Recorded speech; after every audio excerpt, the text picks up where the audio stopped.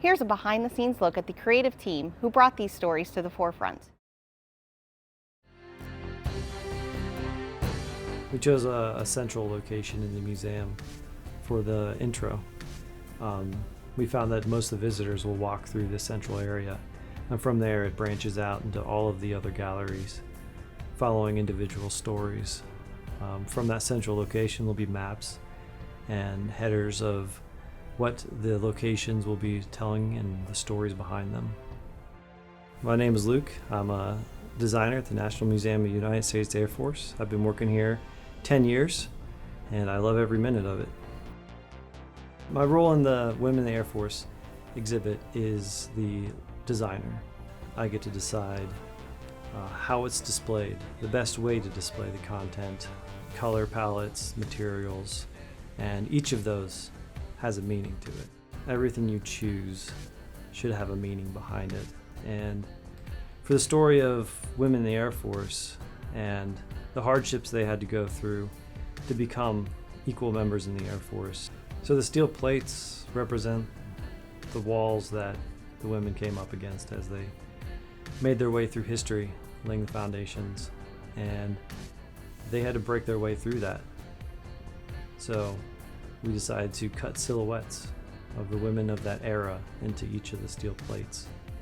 They'll be placed in a row, showing what their path was. But it wasn't just they have to get through this, they have to leave something behind for others to follow. So that's the story behind the silhouettes cut in steel. And to do that process, we had to outsource it to a laser cutting lab, and they had to engineer and cut those steel plates, and they shipped them to us, and that's where we begin the process of refining the edges, welding up the bases, cutting holes for the floor anchors, and making it safe for a visitor, while at the same time being the first people to touch and interact with them.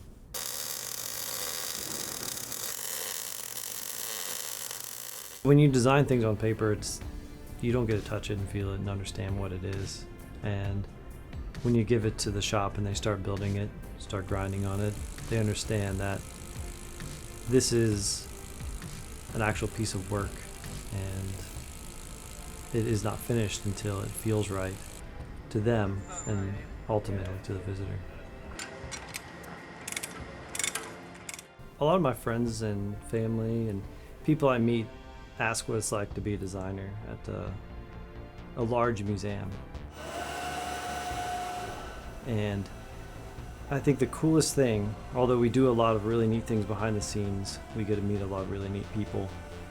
But the coolest thing is the opening nights when you see the actual families of the heroes there, or sometimes even the heroes themselves, seeing the exhibit that honors them and honors the Air Force, and knowing yourself that you'll never get credit, no one will ever know you did it. You and mine, it's not for you. It's for them, and just seeing that honor they get in that moment is amazing. The world will always be up against barriers that need to be broken, and this story is one of those, to show where things come out, where we are now today, because of those who are brave enough to step up and be what we need in those times. And those women stood up, and they accomplished that. They proved it in World War II. They prove it today. The story in itself is very powerful, but to read how the women conducted themselves, how they were able to step into unwanted roles and step up and overcome and prove that they could do things even better than their male counterparts and then become leaders, shows that anyone can be anything.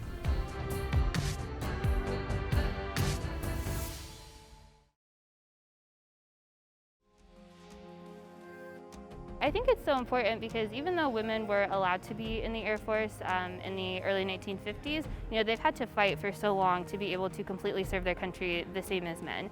So it wasn't until 2019 that all positions were completely open to women. So it's been a very long fight, and I think it's very important for people to come see it because you have our next generation of women that could be in the Air Force, and when they come to the National Museum, they should see that it's not only possible for women to do these things, but that it's normal, and that they should not doubt their abilities at all. Today we installed the Women in Combat section of the Women in the Air Force exhibit. The one case features women that flew in combat since the 1993 combat exclusion policy was lifted. We featured General Leavitt, who is the first female fighter pilot, and then we featured Martha McSally, who is the first woman to fly in combat. There's also Vanessa Dobos, who is the first female aerial gunner. We also have in that case Shauna Kimbrell, who is the first black female fighter pilot. And then we also have Christine Mao, who's the first F-35 pilot. In the other case, we have Airman First Class Elizabeth Jacobson, who unfortunately passed away during Operation Iraqi Freedom in 2005. So we have a case honoring her sacrifice. The exhibit is multi-gallery. It's featured in every single one of our galleries here at the museum. We tried to make it integrated into the rest of the Air Force story. It's a very human story. It's not necessarily about a specific event or a specific person. It's just chronicling women in the Air Force from the beginning of flight through now. We focus on very significant moments. We have these pillars that you'll see that are installed, focusing on women in combat, women in flight, equality. We have women in space, research and development. We try to get all facets of women's service in there, from civilian, military. We have a lot of scientists, we have some artists, we have combat pilots. So we have a lot of things going on here that visitors can come see. I am Jennifer Blankenship. I was the research curator for the Women in the Air Force exhibit, and that required me to do a ton of research. For several months, I worked directly with two different individuals, Luke and Krista, and it was really just the three of us researching, talking, discussing, coming up with new ideas on what should be included or how we should represent something visually. We finally got to a point where we were able to start building after we had approved plans, and seeing our builders out there putting things together and watching visitors see that transform and come to life is amazing. It's been a lot of hard work for Krista, Luke, and I. Our work is finally coming out for the public, and that's a rewarding experience.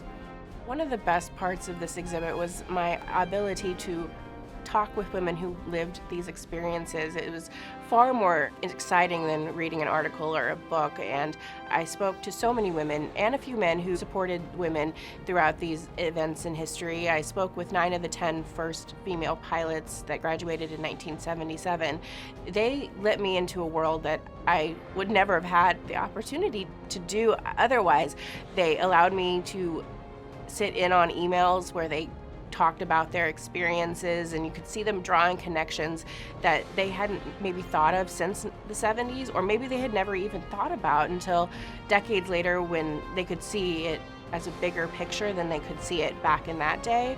But getting to correspond and talk one-on-one with these women who have broken so many barriers, not just at the time of the event, but continuing on, they opened pathways for other women, and they made other pathways even wider so that more women and men could follow in what they had done. And it was very rewarding. This experience has been probably the most rewarding experience of my life. We're already telling a few women's stories. We covered the WASP, WAC, couple flight nurse exhibits, but women's history is a lot more than just those 4 areas. And I am so grateful that we had this time and opportunity to showcase more women and more areas that they've touched. We've touched on women's policy changes and women today, and so we've brought our story further than nursing and early aviation, and we've shown how far women can go and have gone. A ton of advancement even today for women's history. And women's history didn't stop in the 50s and 60s or the 70s when they finally got to fly. Women's history continues today, and I'm hoping that visitors will see that the story isn't finished and that there's a lot more to the story that they should learn about, hopefully.